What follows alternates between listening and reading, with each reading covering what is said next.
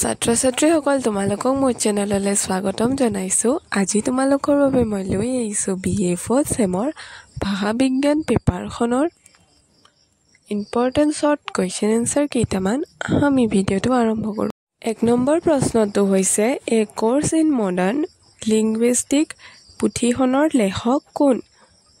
উত্তৰটি হ'ল এ course in modern linguistic পুথিখনৰ লেখক হ'ল চাৰ্লেছ এফ হকেট। 2 নম্বৰ প্ৰশ্নটো হৈছে উপেন্দ্ৰনাথ গোস্বামীৰ উপভাষা বিষয়ক পুথিখনৰ নাম কি? উত্তৰটি হ'ল a study of Kamrupi a dialect of Assamese.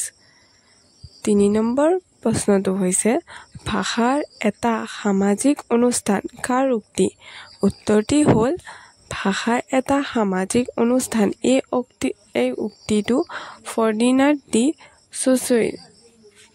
4 number প্ৰশ্নটো হৈছে অসমীয়া ভাষাত পঞ্চমী বিভক্তি থকা দেখা যায়নে? উত্তৰটি হ'ল অসমীয়া ভাষাত পঞ্চমী বিভক্তি থকা দেখা নাযায়। 5 নম্বৰ প্ৰশ্নটো হৈছে ভাষাৰ বৃহত্তম একক কি? উত্তৰটি হ'ল ভাষাৰ বৃহত্তম একক হ'ল বাক্য। 6 নম্বৰ প্ৰশ্নটি হৈছে বাক ইন্দ্ৰিয় কাক বোলে? উত্তৰটি হ'ল ধ্বনি উচ্চাৰণৰ সহায়ক অংগবোৰক বাক ইন্দ্ৰিয় বোলে। 7 নম্বৰ প্ৰশ্নটো হৈছে সৰ্গ কাক বোলে?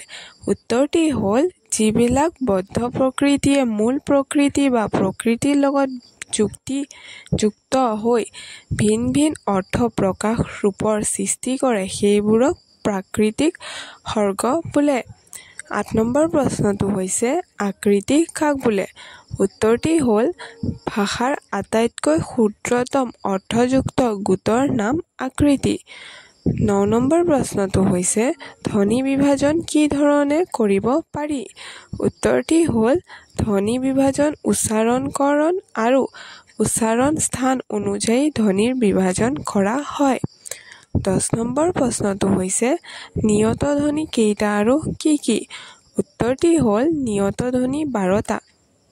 সেইকেইটা হ'ল প, ব, দন্ত্য ত, দন্ত্য দ, ক, গ, ফ, ভ, দন্ত্য থ, দন্ত্য ধ, খ আৰু গ। 11 নম্বৰ প্ৰশ্নটো হৈছে অক্ষৰ কাক বোলে? উত্তৰটি হ'ল ধ্বনি বা ধ্বনিৰ সমষ্টিগোটক অক্ষৰ বোলে। 12 নম্বৰ প্ৰশ্নটো হৈছে অৱস্থানগত সৰ্গৰ বিভাগ কেইটা? উত্তৰটি হ'ল অৱস্থানগত সৰ্গৰ বিভাগ 3টা। 13 নম্বৰ প্ৰশ্নটো হৈছে ইংৰাজী চিনটেক্স শব্দটো ক'ৰ পৰা আহিছে?